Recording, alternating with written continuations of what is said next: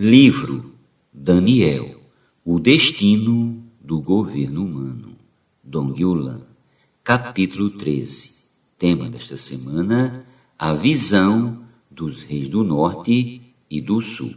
Meta de hoje, leitura das páginas 116 a 118. Profecia a respeito do Egito e da Síria. Parte 1. Os versículos 5 a 20 descrevem as constantes guerras entre os reis do norte, os seleucidas da Síria e os reis do sul, os ptolomeus do Egito. O versículo 5 diz: o rei do sul será forte, como também um de seus príncipes. Este será mais forte do que ele e reinará, e será grande o seu domínio. O rei do sul aqui é Ptolomeu I, Sóter, 323 a 285 a.C., o primeiro rei da dinastia dos Ptolomeus do Egito. O príncipe é Seleuco I, Nicator, 312 a 281 a.C., fundador da dinastia dos Seleucidas da Síria, cujo reino se estendeu da Palestina até a Índia. O fato da Palestina ficar na reunião fronteiriça entre os dois reinos trouxe muitas tribulações a Israel. Cada vez um rei saía à guerra contra o outro, passava por Jerusalém, causando morte e destruição. O versículo 6 diz: mas ao cabo de anos eles se aliaram um com o outro, a filha do rei do sul casará com o rei do norte para estabelecer a concórdia. Ela, porém, não conservará a força do seu braço, ela não permanecerá, nem o seu braço, porque ela será entregue, e bem assim os que a trouxeram, e a seu pai e o que a tomou por sua naqueles tempos. Antíoco II, Teos, 261 a 246 a.C. Terceiro rei da Síria, estava em guerra contra Ptolomeu II, Filadélfio, 285 a 247 a.C., segundo rei do Egito. A paz foi restaurada sob a condição de Antíoco repudiar sua mulher Laodice com seus 2 filhos e casar-se com Berenice, a filha de Ptolomeu, e que o filho gerado de Berenice fosse o herdeiro de Antíoco. Esse foi um casamento político, mas o versículo 16 já previa que não iria dar certo. O casamento ocorreu em 252 a.C., mas quando Ptolomeu morreu, em 247 a.C., Antíoco recebeu de volta Laodice, sua primeira esposa. Esta, temendo outro divórcio, envenenou seu marido, envenenou também a Berenice e o filho que esta tivera de Antíoco e os membros da sua comitiva. Então, Seleuco II Calínico, 246 a 226 a.C., filho de Laodice, assumiu o trono da Síria. Aqui vemos como a política é suja. Na política, os inimigos aliam-se um ao outro por interesses pessoais. Por isso, na vida da igreja, não deve haver política, algo do governo do mundo que nada tem a ver conosco, que estamos sob o governo celestial.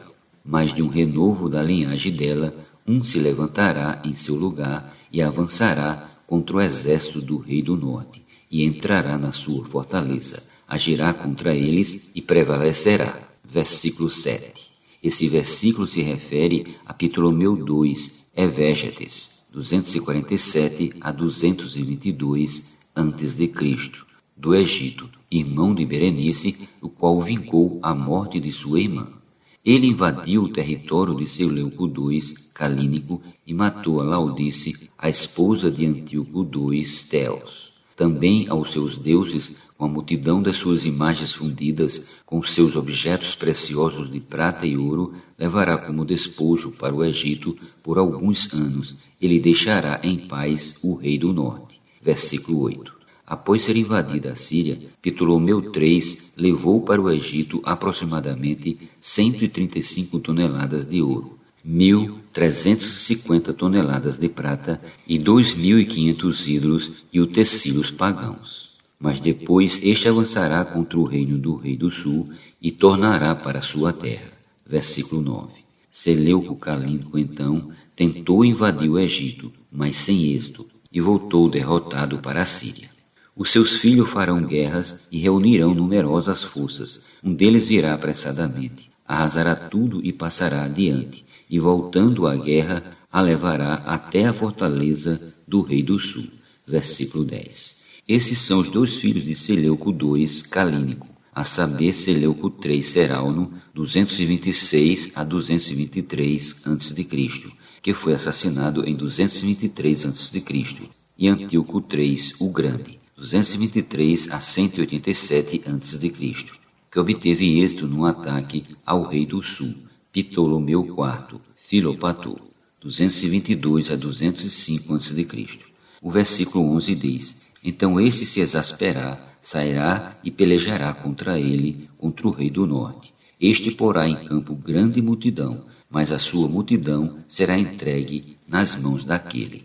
Ptolomeu Filopator, ao ser atacado por Antíoco o Grande, saiu para pelejar contra ele. Antíoco pôs em campo um grande exército, mas foi derrotado na batalha de Ráfia em 217 a.C. A multidão será levada e o coração dele se exaltará. Ele derrubará Miríades, porém não prevalecerá. Versículo 12. Se após a batalha de Ráfia, Ptolomeu Filopator tivesse continuado a pressionar Antíoco, talvez tivesse consolidado para sempre a sua vitória. Mas o seu orgulho e indulgência o impediram de fazê-lo, de modo que ele não foi fortalecido pela sua vitória em Ráfia, porque o rei do norte tornará e porá em campo multidão maior que a primeira, e ao cabo de tempos, isto é, de anos, virá à pressa com grande exército e abundantes provisões. Versículo 13. Nessa época, 205 a.C., Ptolomeu Filopator havia morrido e deixado no trono seu filho menor, Ptolomeu V Epifânio, 205 a 181 a.C., de 5 anos. Antíoco o Grande, então, se aproveitou da oportunidade para conquistar o seu território perdido. Fortalecido pela aliança com Filipe V da Macedônia e ajudado pelas revoltas internas que haviam interrompido no Egito, Antíoco atacou o Egito com um exército maior do que o que tinha quando foi derrotado em Ráfia 13 anos antes.